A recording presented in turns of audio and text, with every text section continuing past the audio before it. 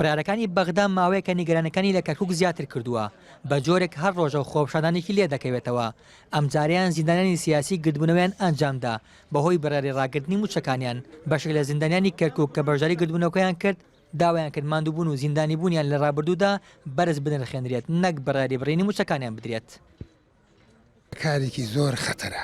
خۆتەزانی ئەم وڵاتی ئێمە شەهیدان و زینداتە سیاسیەکان 50 ساڵە 6 ساڵە 100 ساڵە تێکۆشان ئەکەن لە زیندانیا شەهید ئەدەن لە پێناو سۆری ئەم وڵاتە. ماخولی ئەمڕۆ بە بڕیارێک لە پەرلەمانەوە بڵێن من حەو موچەی ئەو هەموو شەهید و زیندانە سیاسان ببڕێن. نەگەیشتن کورسی بکڕین لە پەرلەمان دانیشین بەخوێن گەیشتنم پلەپایی خۆمان وەکو فەرمانبەر نیم بن. من کابراایکی زیندانی سیاسیم و چەنەها کەسی برادری خۆشەویستەوە هەمویان زیندانی سیاسین کە ئەیانەیە مەعاشی زیندانی سیاسی ببڕن ئەمە هیچ هۆکارێ نییە بەس بەعسی دەستی تێکردووە. هەرچەندە ساڵی 2013 حکوومەتی عێراق بڕیاریدا ماوەی پێدانی موچەی زیندانانی سیاسی بۆ 25 ساڵ درێژ بکرێتەوە، بەڵام لە ئێستادا ئەو بڕیارە هەڵوشێنراوەتەوە و بڕیار دراوە تەنها ماوەی 10 ساڵ موچە بە زیندانانی سیاسی بدرێت کە ساڵی داهاتوو کۆتایی دێت.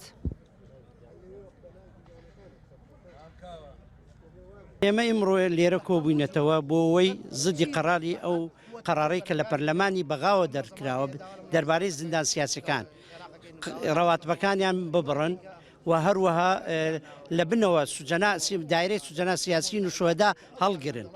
ئێمەش کە لێرە کۆبووینێتەوە بە هەموو جۆرێک هەوڵە دەین و مانەگرین بەرامبەر ئەم قەرارە شۆفینیە کە لە بەغاوە دەرکراوە.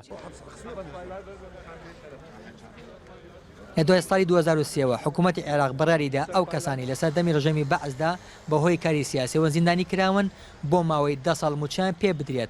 لە شاری کەرکووکش نزیکەی 2608 زیندانی سیاسی بوونیان هەیە. ئۆژین جۆڵا NRT کەرکووک.